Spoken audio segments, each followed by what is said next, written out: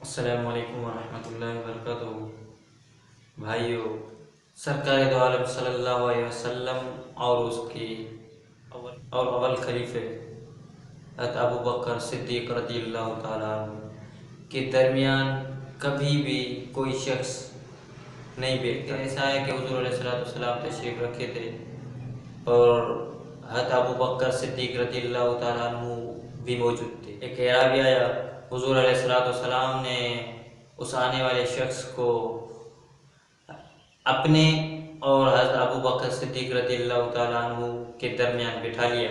سارے کے سارے صحابہ کرام حیران ہو گئے اور حضرت ابو بکر بھی حیران رہ گیا۔ جب وہ بات چیت کر کے چلا گیا تو حضور علیہ السلام نے فرمایا کہ یہ میرا امتی ہے، یہ شخص ایسا درود پڑھتا ہے جو اس کے مرتبے بلند ہو جاتے ہیں۔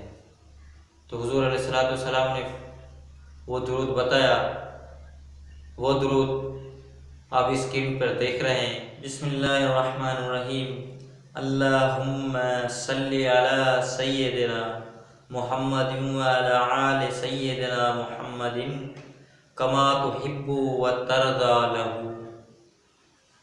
اس درود کے متعلق مرضع الحسنات میں درج ہے کہ جو شخص اس درود کو صرف ایک دفعہ پڑھے گا تو 70 فرشتے 1000 دن تک اس کے نام اعمال میں نیکیاں لکھتے رہیں گے۔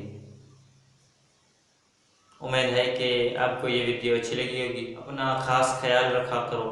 السلام علیکم ورحمۃ اللہ وبرکاتہ۔